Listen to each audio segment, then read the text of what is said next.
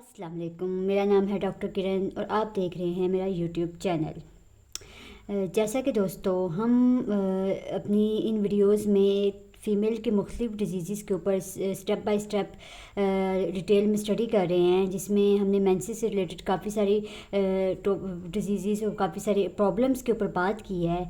तो हम वजाइना के थ्रू कुछ और होने वाले डिस्चार्जेज पे भी बात करेंगे और उनसे रिलेटेड बीमारियों पर भी बात करेंगे। अब वजाइना से हमेशा ही औरतों को वजाइना से 3 तरह का डिस्चार्ज देखा गया है। फर्स्ट डिस्चार्ज मेंसेस का डिस्चार्ज हम नॉर्मली देखते हैं। मेंसेस का डिस्चार्ज होता है, वो ब्लड आता है, एक अपना मंथली साइकिल होता है फीमेल का, उस पर वो ब्लड आता है। एक होता है लोचिया या फिर आप उसे नफास भी कह सकते हैं, इसको डिफरेंट नामों से बुलाया जाता है। ये समझ लें आफ्टर डिलीवरी जब 40 डेज़ का साइकिल होता है, या जो हर फीमेल का अपनी बॉडी के हिसाब से बॉडी टू बॉडी साइकिल होता है, उसमें फ़ीमेल का खून बहता रहता है। जो 9th मंथ में नहीं होता, उसके बाद प्लेसेंटा के रिमूव होने के बाद एक ख़ास टाइम तक ब्लीडिंग होती है, वो उसे नफास भी कहते हैं और उसे लोशिया भी कहते हैं। थर्ड जो है लिकोरिया। अब आज हम इस वीडियो में लिकोरिया के ऊपर मुकम्मल तफसील पढ़ेंगे। ये बच्चियों को क्यों हो जाता है, मैरिड अनमैरिड किन बच्चियों में होता है, ये आया कि ख़तरनाक है कि नहीं है, ये हमें कहाँ कहाँ तक हमारे लिए प्रॉब्लमेटिक हो सकता है। तो हम लिकोरिया के ऊपर बात करें तो लिकोरिया एक ऐसा डिस्चार्ज है जो यूट्रस वजाइना के थ्रू होता है और ये नॉर्मल होता है। देखें, हर डिस्चार्ज बीमारी नहीं है। जो सिंपल नेचुरल डिस्चार्ज है जो वजाइना के थ्रू हो रहा है, अब ये डिस्चार्ज कोई बीमारी का इंडिकेशन नहीं है, ये एक नॉर्मल डिस्चार्ज है, जिसे लिकोरिया कहते हैं। लेकिन जब ये बीमारी की वजह से हो रहा था और इसमें एक कुछ और चीज़ें शामिल हो जाती हैं, तब ये प्रॉब्लमेटिक होता है और तब हम इसको डिज़ीज़ की शक्ल में देखते हैं। अब लिकोरिया में 2 टाइप का होता है। एक लिकोरिया होता है विदाउट एनी डिज़ीज़ और एक लिकोरिया आता है बिकॉज ऑफ डिज़ीज़। अब विदाउट एनी डिज़ीज़ लिकोरिया में अगर हम देखें तो ये डिस्चार्ज सफ़ेद रंग का होगा, इसमें ना कोई स्मेल होगी, इसमें ना ही कोई ऐसी खराश पैदा करेगा, ना ही ये ऐसी दाने बनाएगा जिसमें पे, ना ही इरिटेशन की वजह बनेगा। सिंपल वाइट या फिर समझ ले आप मिल्की वाइट कह दें, थिक सा और विदाउट स्मेली टाइप का एक डिस्चार्ज आता है। और इसकी जो डिस्चार्ज की जो सिक्रीशन जो है ये इंक्रीज़ तब होती है जब प्रेगनेंसी हो या जब पीरियड्स आने वाले हों, उससे कुछ टाइम पहले ज़्यादा हो जाता है। और अक्सर ड्यूरिंग इंटरकोर्स सेक्स के दौरान भी फीमेल की वो वजाइना में लुब्रिकेशन बढ़ जाती है और अक्सर नॉर्मली भी फीमेल की वजाइना थोड़ी लुब्रिकेट रहती है। ये नॉर्मल है, ये लिकोरिया ये नॉर्मल है, ये कोई डिज़ीज़ नहीं है। अब हम बात करेंगे डिजीज़ में लिकोरिया क्या बन जाएगा। वो लिकोरिया जो किसी बीमारी की वजह से आ रहा है और वो हम कैसे जज करेंगे। अब उसको चेक करने का तरीका कि ये आया बीमारी की वजह से या ऐसे है, इसका है कि बीमारी की वजह से जो डिस्चार्ज होगा उसमें क्या चीज़ें आ जाएंगी। ये 4 तरह का डिस्चार्ज होगा, 4 टाइप्स का होगा। इसकी टाइप्स 4 होती हैं। एक होगा बैक्टीरियल डिस्चार्ज होगा, दूसरा होगा फंगल डिस्चार्ज होगा, थर्ड होगा इसमें ड्यू टू एनी इन्फेक्शन की वजह से डिस्चार्ज होगा। और फोर्थ जो डिस्चार्ज आएगा वो किसी भी इंजरी की वजह से या एक्सीडेंट की वजह से या किसी भी हेमरेज की वजह से, इंटरनल हेमरेज की वजह से डिस्चार्ज हो सकता है। और उसमें अक्सर उसमें देखा गया है कि समझ लें आप कैंसर सेल्स पाए जाते हैं, अक्सर उसकी वजह से ब्लीडिंग आ जाती है, इस मेलिग्नेंसी पाई जाती है, ये उसमें ब्लीडिंग आती है। तो किसी इंजरी की वजह से या किसी कैंसर की वजह से अगर डिस्चार्ज हो रहा है तो हम उसको कहेंगे कि ये बीमारी का डिस्चार्ज है, ये सिंपल लिकोरिया नहीं है। तो ये इसकी 4 किस्में होती हैं। अब इन चारों किस्मों को जज करने का भी अलग तरीका है। अब बैक्टीरियल डिस्चार्ज जब होगा तो आपको कैसे पता लगेगा कि ये बैक्टीरियल डिस्चार्ज है। तो बैक्टीरियल डिस्चार्ज में हमेशा समझ लें एक बैक्टीरिया शामिल होता है, ट्राइकोमोनी एकस नाम का बैक्टीरिया होता है। ट्राइकोमोनी एकस नाम का जो बैक्टीरिया होता है वो इस डिस्चार्ज की कॉज बनता है। ये ग्रीनिश कलर का बिल्कुल पतला सा ऐसे और एक झागदार सा बहुत ज़्यादा मिकदार में डिस्चार्ज आता है। इसका कलर ग्रीनिश होगा, ग्रीनिश कलर का होगा। ये इसकी एक अजीब सी मखसूस सी स्मेल आपको महसूस होगी। और जो ये जगह है वजाइना के आसपास का एरिया है, या समझ लें लेबिया माइनोरा या मेजोरा के जो आसपास के एरिया है, जहाँ जहाँ ये लगता जाएगा वहाँ वहाँ एक खराश पैदा करेगा। और उमूमन इसकी जो सिक्रीशन है वो ज़्यादातर पीरियड से पहले फीमेल्स इसकी शिकायत करती हैं कि ऐसा हमारा डिस्चार्ज होता है, पीरियड से पहले बहुत ज़्यादा हो जाता है, ये इस तरह का डिस्चार्ज होता है।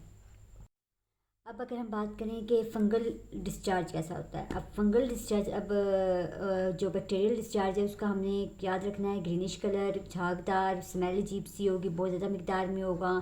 और एरिया जो आसपास के एरिया होगा उसमें एक अजीब सी इरिटेशन और ख़राश और चीज़ें पैदा कर देगा, और ज़्यादा पीरियड से पहले होगा। फंगल इन्फेक्शन में जब भी डिस्चार्ज होगा वो बिल्कुल वाइट, मिल्की वाइट कलर का होगा, समझ लें दही की तरह, योगर्ट टाइप का जो डिस्चार्ज होगा, उसमें बहुत शदीद बदबू और बहुत शदीद खराश होगी उस डिस्चार्ज में। और इसकी भी जो है ना सिक्रेशन जो है, इस तरह का सिक्रेशन भी ज़्यादातर पीरियड्स आने से पहले बहुत ज़्यादा फीमेल इसकी शिकायत करती हैं कि पीरियड्स आने से पहले ये सिक्रेशन बहुत ज़्यादा हमारी बढ़ जाती है, कि अजीब सी शदीद खराश और शदीद बदबू पैदा करता है ये। अब इन्फेक्टेड, अब इनके सिर्फ कलर्स में डिफरेंस है, या आपने अपने डिस्चार्ज को लेके आपको अंडरस्टैंड करना है कि हमें डिस्चार्ज कैसा हो रहा है। अब इन्फेक्शन वाला डिस्चार्ज होगा, इन्फेक्शन जहाँ भी बॉडी में पाया जाएगा वो हमेशा पस को शो करता है कि इसमें कुछ पस शामिल हो चुकी है, कुछ सिक्रेशन पैदा हो चुकी है। तो इन्फेक्टेड डिस्चार्ज जो होगा फीमेल का लिकोरिया की शक्ल में, उसमें पस सेल बहुत पाए जाएंगे। जब उसको एग्जामिन किया जाएगा तो उसमें पस होगी, एक शदीद किस्म की बदबू होगी, मकदार में ज़्यादा या कम हो सकता है, ये कभी ज़्यादा भी हो सकता है, बहुत ज़्यादा मकदार में भी सिर्फ स्मेल डिस्चार्ज जैसे, तो कभी बहुत कम मकदार में भी आ सकता है। और जैसे ही पीरियड स्टार्ट होते हैं तो इसकी इस डिस्चार्ज की भी मतलब उसका पीरियड स्टार्ट होने या ख़त्म होने या पहले होने या बाद होने से इस चीज़ पे इसका फ़र्क नहीं पड़ता, ये बस रहता है। अब जो कैंसर की वजह से या किसी इंजरी की वजह से, किसी चोट की वजह से या इंटरनल हेमरेज की वजह से जब डिस्चार्ज होगा तो उसमें हमेशा ब्लड आएगा, ब्लीडिंग वाला डिस्चार्ज होगा, उस डिस्चार्ज में ब्लड शामिल होगा, काफ़ी ज़्यादा मिकदार में आएगा, उसमें भी शदीद किस्म की बदबू आपको महसूस होगी, ऐसी इरिटेशन पैदा करने वाली, ऐसे पिंचिंग स्मेल टाइप की स्मेल होगी, चुभने वाली बू होगी। इसके अलावा इसका भी इन दोनों का पीरियड्स के आने ना आने, हैज़ के पहले हैज़ के बाद, मेंसेस आ रहे हैं नहीं आ रहे, इनसे कोई लेना देना ये रहता ही रहता है। अब मैं आपको एक और चीज़ बता दूं कि जब आपके पास पेशेंट आता है तो आप एज ए डॉक्टर तो आप चेक करेंगे, वैसे घर में अगर आप हैं तो वो आप खुद से जज कर सकते हैं, लेकिन एक डॉक्टर के पास जब आता है, अगर आप डॉक्टर हैं तो आपने कलर, उसकी कंसिस्टेंसी चेक करनी है, उसकी क्वांटिटी चेक करनी है, उसकी स्मेल ड्यूट चेक करना है कि वो उसकी स्मेल क्या है, इसके बाद इरिटेशन वो क्या कर रहा है, इरिटेट कर रहा है नहीं कर रहा है, ये बातें चेक करनी है आपने। ये 3-4 बातें चेक करके आपने उसकी मेडिसिन सेलेक्ट करनी है। अब मैं आपको एक बहुत हेल्पिंग चीज़ बताऊं कि ये डिफरेंट डिस्चार्ज जो 4 किस्म के, ये किन किन फीमेल्स में होते हैं, इनके भी मैं आपको बता देती हूँ। आप फीमेल की एज, उसकी शादी गैर शादी और उसकी इन चीज़ों से भी इस तरह की फ़ीमेल्स में लिकोरिया के डिस्चार्ज को चेक कर सकते हैं कि ये आया कि डिजीज़ल डिस्चार्ज किस टाइप का है। ऐसी बच्चियाँ जो चोट वगैरह का जो समझ लीजिए हेमरेज वाला जो डिस्चार्ज है, ये इंजरी और कैंसर वाला डिस्चार्ज ज़्यादातर ऐसी बच्चियों में पाया जाता है जो अनमेरिड होती हैं, छोटी उम्र की होती हैं। अक्सर उनको कोई चोट लग, मैरिड में भी हो सकता है लेकिन ये ज़्यादा केस छोटी उम्र के बच्चियों के आपके पास आएंगे। तो और जो बैक्टीरियल डिस्चार्ज है या फंगस डिस्चार्ज जो है, ये फंगस और बैक्टीरियल फंगस डिस्चार्ज जो ये दो डिस्चार्ज हैं, ये मोस्टली शादीशुदा औरतों में पाए जाते हैं। और जो इन्फेक्टेड डिस्चार्ज है ये मोस्टली जो औरतें बड़ी उम्र की बहुत होती हैं या डिलीवरी जिनकी हुई हुई होती हैं, उन औरतों में ज़्यादातर मैंने देखा कि इन्फेक्टेड डिस्चार्ज पाए जाते हैं। तो आपको मैंने कैटेगराइज भी कर लिया कि किन बच्चियों में, किन एज में कौन सा डिस्चार्ज ज़्यादा आपके पास केस आएगा।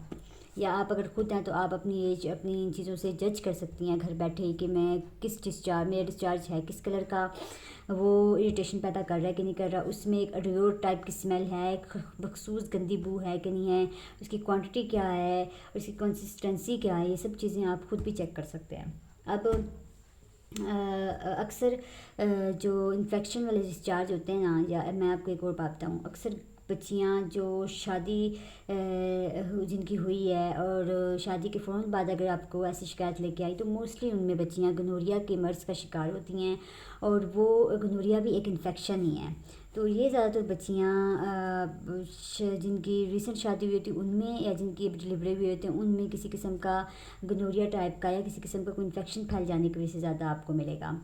तो आपने इन सब बातों का ख्याल रखना है। मैं आज की जो ये वीडियो है ना लिकोरिया की, ये मैं बना रही हूँ 2 पार्ट्स में। मैंने वीडियो के स्टार्टअप में मैं बताना भूल गई थी कि मैं इसको 2 पार्ट्स में बनाऊँगी। फर्स्ट पार्ट में मैं सिर्फ इसके बारे में बताऊँगी कि ये है क्या, ये कौन सा डिस्चार्ज लिकोरिया आएगा, इसकी कितनी टाइप्स हैं और इसको आप डायग्नोज़ कैसे कर सकते हैं, घर में भी आप खुद का डायग्नोज़ कैसे कर सकते हैं। तो इसलिए ना मैंने ये वीडियो 2 पार्ट्स में बनाई है ताकि आपको ज़्यादा लंबी वीडियो भी ना हो एक, और दूसरी बात आपको समझने में भी आसानी हो। तो इस पार्ट में हम सिर्फ ये जानेंगे और नेक्स्ट पार्ट में मैं इसकी होम्योपैथिक ट्रीटमेंट के बारे में डिटेल से एक मेडिसिन की डिटेल से बात करूँगी कि कौन सी मेडिसिन देनी चाहिए और कौन सी मेडिसिन की क्या सिम्टम्स हैं। तो इंशाल्लाह अगले वीडियो में मिलते हैं। और अगली वीडियो भी मैं आज ही पोस्ट इसलिए कर रही हूँ ताकि आपको अपने ट्रीटमेंट में ये ना हो कि भाई हमें ट्रीटमेंट के बारे में आप बताएं नेक्स्ट वीडियो नेक्स्ट पार्टी वाला काम मैं नहीं चाहती। मैं चाहती हूँ कि नेक्स्ट वीडियो भी मैं आज ही इसलिए अपलोड कर रही हूँ एट अ टाइम, पार्ट 1 और पार्ट 2 में दोनों साथ ही अपलोड कर रही हूँ। तो मुझे दीजिए इजाज़त। इंशाल्लाह उम्मीद करती हूँ कि आपको मेरी अब तक की वीडियो बहुत इन्फॉर्मेटिव लगी होगी। तो जल्द मिलते हैं नेक्स्ट वीडियो में। अल्लाह हाफ़िज़।